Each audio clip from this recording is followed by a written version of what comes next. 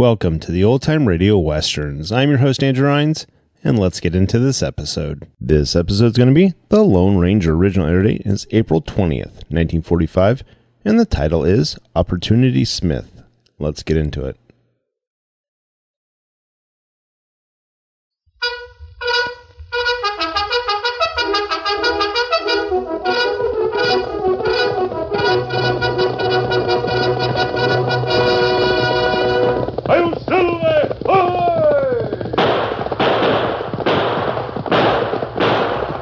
Horse with the speed of light, a cloud of dust, and a hearty hi-yo Silver, the Lone Ranger.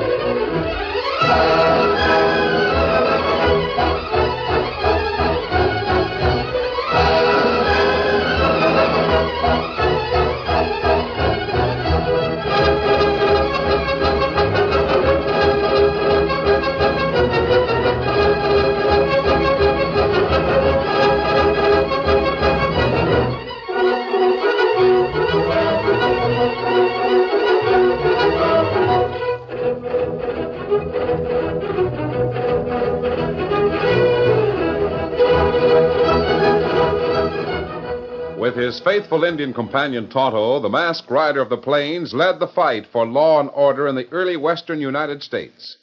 The stories of his strength and courage, his daring and resourcefulness have come down to us through the generations. And nowhere in the pages of history can one find a greater champion of justice.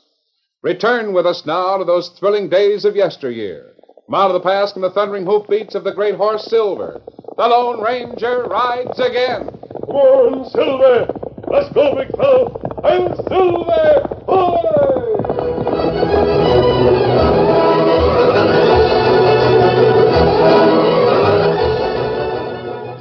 The land surrounding Jackson's Corners was hilly. It was broken by many ravines and pitted in countless places where prospectors had scratched for gold and abandoned their efforts.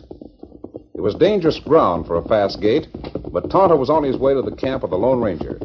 It was already after sunset, and the Indian hoped to join his masked friend before dark. Get him up, Scout! Tonto guided the paint horse skillfully. There was a small, treacherous spot that he failed to see. Steady, Scout! Steady, fellow! Steady! Up! Oh! The horse regained its feet, but Tonto lay motionless where he had fallen. Sensing that his master needed help, Scout turned and galloped swiftly toward the Lone Ranger's camp.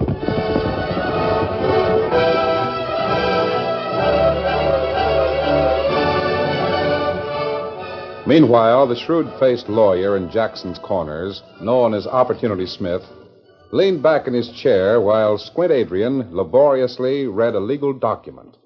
In witness whereof the parties have hereunto set their hands and seals the day and year first above written.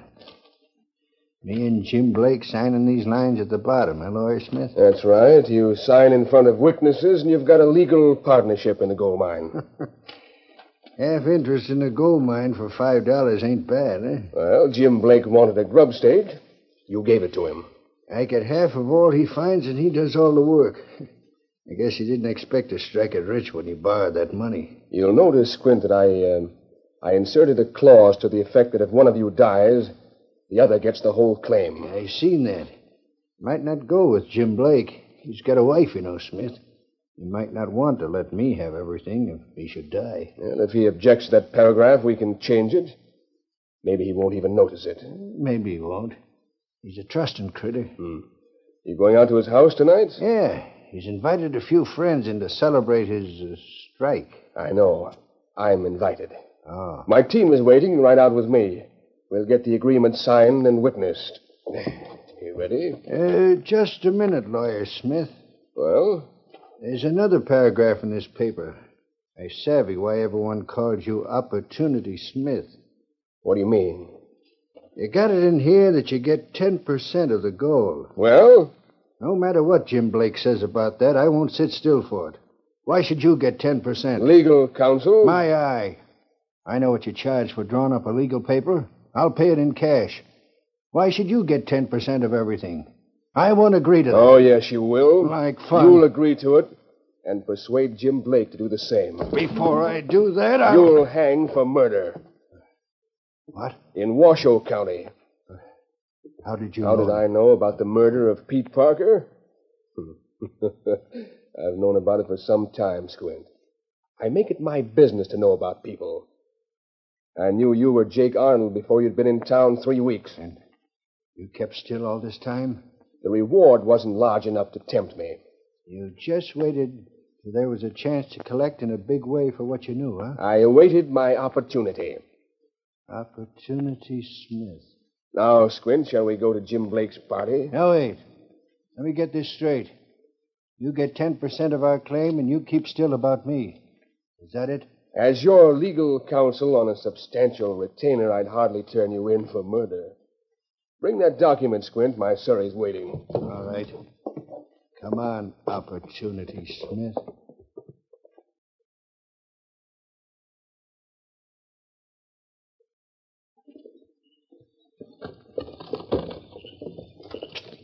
Come on. Get up. Get up.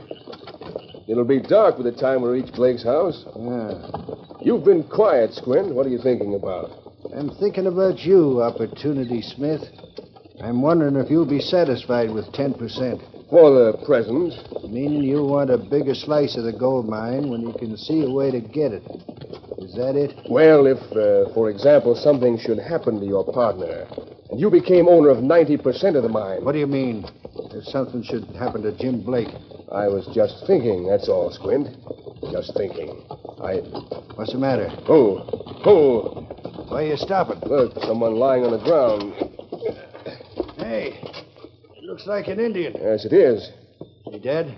Oh, no. Oh. Well, he moved a little. Yeah. You help? What happened to you? A horse fall. Doesn't seem to be any broken bones. Me hit the head. He's got a bad cut here on the head. Can you stand? Me try. I'll give you a hand. He's fainted. What'll we do about him? I'm wondering. Might as well leave him here. We Just gotta get... a minute, Squint. There's no way you can make any money out of him. We've got to get to Blake's with the agreement. Squint? Huh? This Indian might be a killer. Why do you think so? He might have a grudge against your partner. Well, why should It would he? be very convenient if this Indian killed Blake after the partnership agreement was signed. Very convenient. You might even make a heroic effort to save Blake and kill the Indian, but just too late. I begin to savvy. Help me lift him to the surrey. He may prove useful. Opportunity Smith.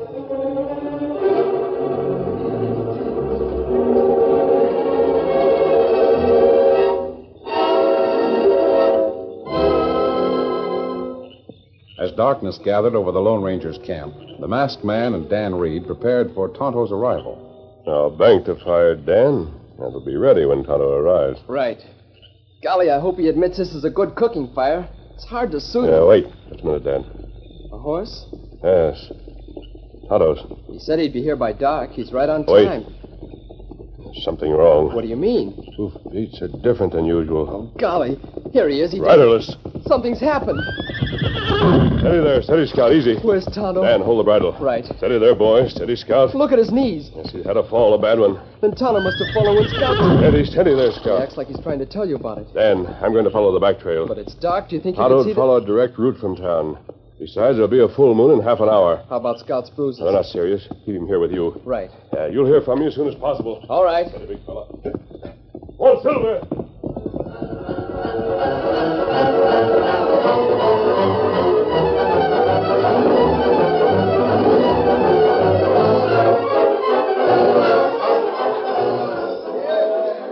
Jim Blake and his wife lived in a small cabin some distance from town. The house was bright with lights and gay with laughter. The last to arrive was Sheriff Darwin. Sorry I'm late, Mrs. Blake. Oh, you're not late, Sheriff. I'm so glad you've come. Can't stay but a few minutes. I just wanted to stop long enough to congratulate you and Jim. From what I hear, you got a mighty fine claim. Oh, I'm so happy for Jim's sake. He's worked hard. Hi there, Sheriff. Hi, Joe. Where is Jim, Mrs. Blake? Oh, he stepped into the bedroom to sign an agreement with Squint Adrian, a partnership agreement. He did, eh? Lawyer Smith and a couple of men for witnesses are with them. Seems like a howling shame that Jim has to split his claim with Squint Adrian. Oh, he doesn't mind. There'll be plenty for both of them. After all, Sheriff Darwin, Mr. Adrian grub-staked Jim. To the tune of $5. Well, it meant food to keep us from starving. If it hadn't been for that $5, we'd have had to leave without finding the gold. How is it they're just signing the agreement now? Didn't they have an agreement before this? Yes, but it wasn't in writing. I see. I'll lay 2 to 1. It was Opportunity Smith's idea to put the agreement in writing. There's Darwin. Howdy, Sheriff. Come on in. Evening, Tom. Oh, do let me have your hat, Sheriff. There's some food in the next room. Thanks, Miss Blake, but I can't stay. Oh, there's Jim. Oh. Jim? Well, there's the sheriff. Say, it was mighty kind of you to drop in, Sheriff. Congratulations, Blake. Thanks. You know my partner, Squint Adrian, don't you? Yep. Evening, Sheriff. We just signed a partnership agreement. So I hear. Sheriff, do you know Lawyer Smith? Of course he does. How are you this evening, Sheriff Darwin? Me? I'm all right. Mary, Lawyer Smith is to have a small share of our claim. Oh? He's to be our legal, your legal advisor. Yeah, that's it. Legal advisor, huh? Uh-huh. Leave it to Opportunity Smith. I trust this visit is purely social, Sheriff Darwin. Does it make any difference to you, Smith? As a matter of fact, I'm glad you're here. It's something I think you should know. Tell it fast. I gotta be going. Oh, must you leave so soon? Yes, I'm sorry, Miss Blake. We'll step outside with you, Sheriff Darwin. Suit yourself. Good night, Mrs. Blake. Good night, Sheriff. Goodbye, Jim. So long, Sheriff, and thanks for dropping in. Good night, all. We'll be right back, Jim. Come on, Squint. It sure is a fine moonlit night. Never mind the moonlit night, Smith. What's on your mind? Sheriff, have you heard about anyone who has a grudge against Jim Blake? Who'd have a grudge against Jim Blake? I don't know, but I heard indirectly that he'd claimed land that someone else wanted. If someone else wanted it, why didn't they claim I it? can't answer that, Sheriff. Of course, there are many reasons why someone might be unable to stake a claim. An Indian, or a wanted man, for example. Hold on, Smith. Let me ask one question. Yes? Suppose there is someone with a grudge against Jim. Suppose he killed Jim. What'd happen to Jim's share of the gold mine? Well, according to the partnership agreement, it would go to Squint Adrian. That's about what I figured. Now get this, Opportunity Smith. You too, Adrian. Don't try to build me up to looking for a mysterious killer. If anything happens to Jim Blake, I'll come looking for you two. Paste that in your hats. Smith, that didn't go over so good. The sheriff is suspicious. Get up there. We can't go through with our plans. He'll suspect us. Leave it to me, Squint. How can he accuse us of murder if we deliver the Indian killer to him? With Jim's own wife as a witness, huh? You leave it to me.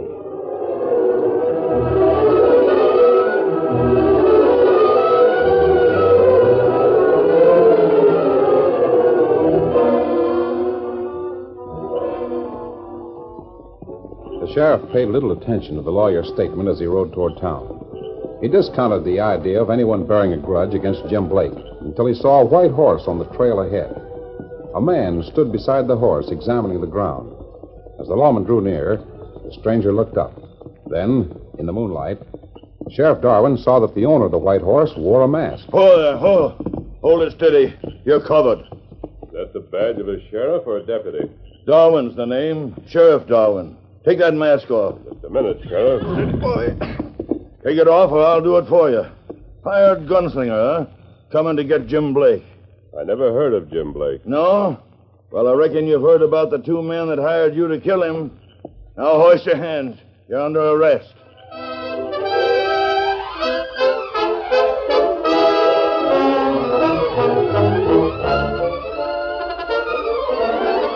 The curtain falls on the first act of our Lone Ranger story. Before the next exciting scenes, please permit us to pause for just a few moments.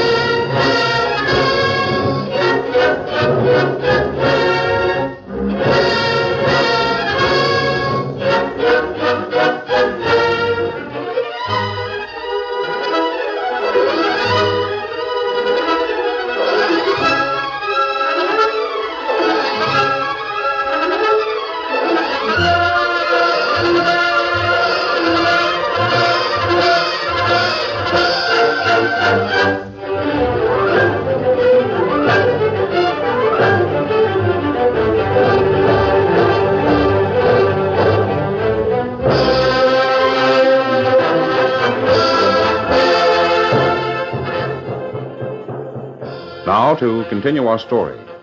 By following the back trail in the moonlight, the Lone Ranger came to the place where Tonto had fallen. He dismounted to study the ground. Sheriff Darwin, on his way back to town from Jim Blake's party, saw the masked man. He whipped out a gun and said, Now hoist your hands. You're under arrest. Do you generally arrest people without cause? That mask is cause enough. Sheriff, I came here looking for a friend. Lawyer Smith, huh? Or is it Squint Adrian? My friend's an Indian. His name is Tonto. He fell when his horse stumbled. Now, if you're good at cutting sign, you can verify what I say by looking at the tracks. I ordered you to hoist your hands. Tonto was picked up by two men and taken away in a light wagon drawn by two horses. You think I'm fool enough to believe that? See for yourself. You can't read that much on the trail at night. You can in moonlight, such as this. I ain't fool enough to take my eyes off you. Now do as I say. I'm going to follow that wagon. By Juniper, you can't stand there and defy me. I don't mean to defy you. You put up your hands or get ready to shoot it out with me. My guns will stay in leather unless you take them. Unless I take them. Well, I can do that, too. Careful. I'll show you. You. Sorry. Let me go. Are you struggling? I'll get you. I know you'll try. That's why I've got to put a rope on you. You won't rope me. I'll get free. As soon as I get the noose over your head. No, you don't. There. That does it. You'll hang for this. Oh, I doubt that. A couple of loops to hold your arms. There. You won't get away with it, stranger. You've got the top hand now. I'm not trying to get away with anything. My friend was hurt. He's been taken from here in a wagon. I want to find him. I'll not be stopped by someone who mistakes me for a hired gunslinger. Say, listen, mister. Who are you? What's the difference? You're the first man that's fast enough to knock a gun out of my hand. I'll pick up your gun. You'll get it back when we part company. Come on now. I'll help you to the saddle. You'll have to ride with your arms tied. Ride where? With me. I won't do it. You can sit in your own saddle or ride in front of mine with your legs dangling on one side, your head on the other. All right, doggone it. Help me aboard. I'll ride.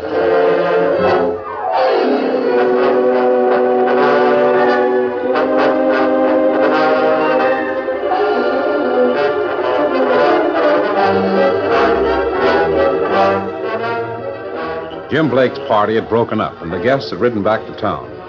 Opportunity Smith drove slowly until he was sure that everyone was well ahead. Then he turned from the trail and circled back toward the Blake cabin. Oh. This is near enough to the house. Step down, Squint. After what the sheriff said, I ain't so sure we'll get by with this. We'll get away with it. I know what constitutes evidence. Now help me drag the Indian from the back. How was he the last time you looked at him? Strong enough to have made trouble if I hadn't had the foresight to gag and tie him. Now, come on, Redskin. There. He can stand up all right. Of course he can. Get out your knife and cut the rope on his ankle so he can walk. All right. I wish there was some way to kill Jim so it'd look accidental. You heard what the sheriff said. He'd suspect us of planning the accident. What in blazes will he suspect if Jim's killed? How can he accuse us if Blake's own wife is the only witness and she's on our side? Cut that ankle rope. I am. Don't leave the rope on the ground. I'll toss the rope in the wagon. Now what? You see that open window in Blake's house? Yeah, the one next to the door. That's it. I'm going into the house. I'll tell Jim and his wife that we decided we'd better come back and warn them. Warn him that someone's after Jim, huh? Yes. You will be right outside that window with this Indian. When I cough, throw a shot at Blake. I'll shout and point to the window. I savvy. Mary Blake will turn. She'll get a look at the Indian. A quick look, just before you pull him aside. And you step back and shoot the Indian. There's just one thing. Well? She'll see that he's gagged. She'll see that he has a bandana over part of his face, just like a disguise. That's so. And I'll rush out to join you. We'll cut the ropes and the gag. You'll be a hero for getting Blake's killer. Now, here's the Indian's gun. Be sure you shoot Blake with this gun, and the Indian with your own. Now, look here, Smith. Why have I got to be the one to do the They shooting? can only hang you once, Squint. But I tell you... Or should I call you Jake Arnold of Washoe County? All right. Let's get going.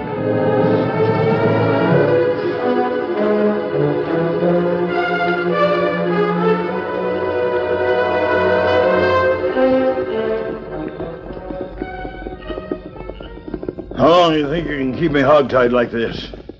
I'm sorry it's necessary, Sheriff. You still following the wagon tracks? Yes. I don't know how you can see them from the saddle. Experience helps. I've had to do a lot of trailing by moonlight. I think that... Oh, boy, whoa. Why are you stopping? Steady, Silver, easy. Something curious about the tracks. There's something darn curious about you and that mask, too. You wanted to shorten the trip, you probably could. You must know who owns a light wagon, perhaps a city. I ain't telling nothing. Oh? It's yourself. What's curious about the track? From here on, there's a double track. Yeah? The carriage went ahead, then came back this far and turned off the trail. It did? Came back this far, you say, and then turned off the trail? Yes. I think the driver is circling back to where he came Wait from. a minute before you mount. Well? Untie my arms and give me my 6 guns. Won't that put us back where we started? Not by a jugful. When we started, I was against you. Now I'm with you. Oh? That, sir, is owned by Lawyer Smith.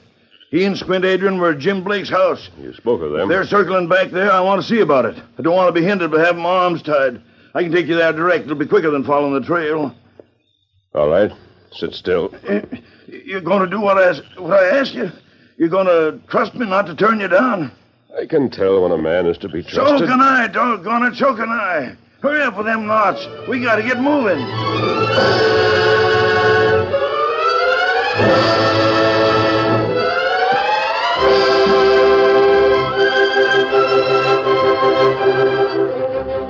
The Lone Ranger and the sheriff didn't know that the need for haste was even greater than they realized. Jim Blake and his wife didn't know that murder was just a few yards from their home. They sat side by side at a table looking over Jim's newly signed agreement. Oh, I suppose it's all right, Jim, if you say so. Sure it is, honey. I don't mind cutting the lawyer in for a share. We'll need him. And as for Squint getting the claim, why...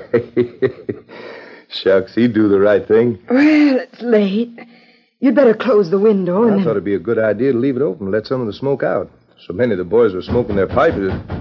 Oh, it's the door. Maybe someone forgot something. Might be Jack Peterson. He's absent-minded. Lawyer Smith. I'm glad you're still up, Jim. May I step in? Well, of course. Come on in. Is anything wrong, Mr. Smith? No, there's nothing wrong yet. Sit down, Jim. I've got to tell you something. Private? No, you stay where you are, Mrs. Blake. It'll be better if you hear what I have to say. You look mighty serious. I am. Jim, have you ever made an enemy of a redskin? Me? Well, not that I know of. Why? Think hard. There must be some reason for an Indian to have a grudge against you. Well, gosh, I don't have to think. I never had anything to do with any redskins. I don't even know any Indians. Maybe you claimed land belonging to Indians. I tell you, Jim, these Indians are mighty strange people. Mighty strange. It's hard to understand them. For all you know, you might have staked your claim on land that was at some time used as an Indian burying ground. While Smith sat with Jim and Mary, Squint stood outside the house with Tonto. He was intent on the conversation. He didn't hear the approach of the Lone Ranger and the sheriff as they came to the end of their trail. Tonto, however, heard a signal and the almost imperceptible call of a night bird. He knew that the Lone Ranger was close by. He glanced at Squint, but Squint heard only the voices in the house. Suddenly, strong arms gripped Squint. A firm hand clamped over his mouth. Got him? Yes, got Tonto free. Get right. I'll take care of this one. Remember a little while ago when I went outside? I heard someone moving about outside. Oh, that's probably my horse. Didn't sound like a horse to me. As I was saying, I went outside with the sheriff. You remember that? Sure. I told him what I'd heard. He wouldn't take me seriously. Squint Adrian will tell you how the sheriff refused to believe me. Do you know the Indian, Mr. Smith? No, and I wasn't going to say anything about it. I didn't want to alarm you, Mrs. Blake. But when Squint and I were on the way back to town, we saw a campfire not far from the trail. There was an Indian beside it. Golly, there aren't any redskins in this community. Oh, I know it. We talked it over, Squint and I, and decided to come back here and put you on your guard. I appreciate it. We'll be on the watch. You had better be sure that all your windows are closed. Yeah. The door's locked, too. Yes, the door's locked, too. Mr. Smith, have you taken cold? Yes, I may have. Look, the doorway. Huh? What? What? The door? What do you mean? Yes, the door's opening. Squint! Squint! House, hold your fire. Wait a minute, Redskin. Me not hurt you. Me come after this No, no. Smith, it's you. Wait a minute. Listen to me. Squint, where are you? Him not help you now. Him tied No, up. don't shoot me. Wait a minute. Please, listen to me. That's the man to kill. That's Jim Blake. Smith, what's the idea? You know all about the plan. You heard us. Get Blake and I'll make it right with you. Oh, what's he saying? Keep quiet. Oh. What you pay? Anything. You want this feller dead, huh? Then you and Adrian get all the gold mine. Great Scott. We'll give you a share, I promise it. Smith, you and Adrian schemed against me. Why, you double... Go on, Indian, shoot them. Get both of them. You've got to. They'll tell the law. I'll pay you. Shoot them. Don't shoot me. He won't shoot anyone. Look. Mask. Good work, Tonto. You played it just right. You're on no arrest opportunity, Smith. Sheriff Darwin. I told you what would happen if you schemed against Jim. Stick your hands Oh, wait. out. Let me talk. You talk to plenty.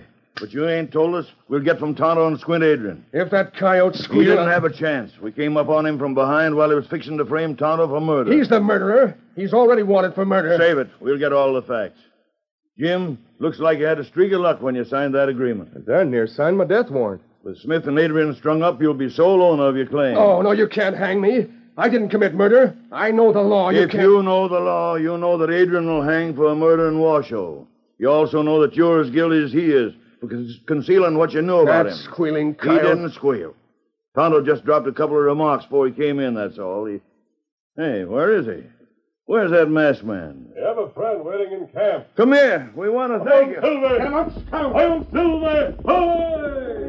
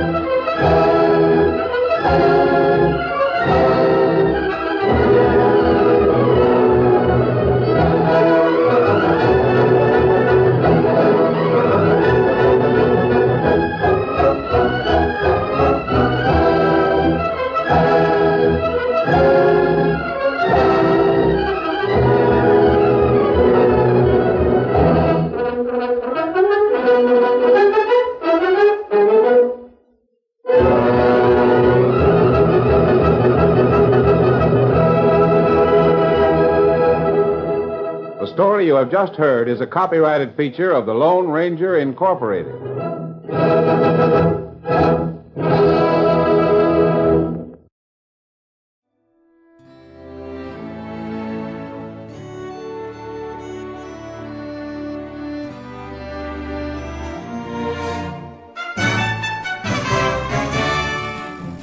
This has been a presentation of OTRWesterns.com, and we hope you enjoyed. Please take some time to like and rate our shows in your favorite podcast application.